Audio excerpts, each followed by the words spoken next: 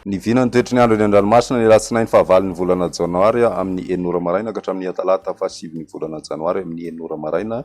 Tsy misy ny fampitandremana manokana mahakasiky ny any an-dranomasina fa kosa amin'ireo faritra mety ahitana ny oram-baratra dia mafy hatrany ny rivotra, mety ahery ihany koa ny ranomasina ka mila mitandrina araka izany ireo mponina izay voakasika an'izay oram-baratra izay. Toy izao ny toetry ny androntsika ho an'ny morontsiraka atsinana Madagasikara, tanjona Bovamomby hatrany amin'ny tanjona Angotsy, anorana tandrifin-drahona mety araikotroka ny maraina, ho avy atsimona atsimo atsinanana ny rivotra ka ho 7 ka hatramin'ny 12 kilometatra isan'ora, dinim-panonja na anonjabe ny ranomasina ka ho 2 ka hatramin'ny 2.5 metatra ny avy-nionja. Tanjona Angotsy hatrany Manoro, anorana tandrifin-drahona mety araikotroka vao maraina, ho avy atsimo ny rivotra ka ho 7 kilometatra isan'ora ary ho avy atsinanana ny atoandro ka ho 7 ka hatramin'ny 12 kilometatra isan'ora. Ivadika avy avaratra kosa izany manomboka ny takariva ka ho 7 kilometatra isan'ora, ny ranomasina kosa dinim-panonja na anonjabe ary ny avy-nionja 2 ka hatramin'ny 2.5 metatra. Manoro hatrany Taolagnaro, anorana tandrifin-drahona mety araikotroka ny alina na vao maraina be ary ho avy avaratra atsinanana na atsinanana ny rivotra ka ho 12 ka hatramin'ny 12 kilometatra isan'ora, ny avy-nionja 2.5 ka hatramin'ny 2 metatra.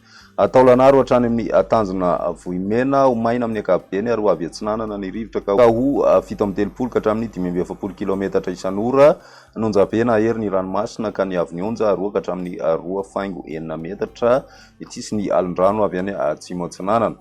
Morontsiraka andrefan'ny Madagasikara kosa indray tanjona Vohimena hatrany amin'ny tanjona Ankaboa, andrahona amin'ny sokotoko ary ho avy atsimona atsimo atsinanana ny rivotra ka ho 7 ka hatramin'ny 12 kilometatra isan'ora, mety hahatratra 7.30 ka hatramin'ny 5.70 kilometatra isan'ora any amin'ny tendrony atsimo amin'ny takariva. Dinim-panonja na anonjabe ny ranomasina ary ny avy-nionja 2 ka hatramin'ny 2.5 metatra.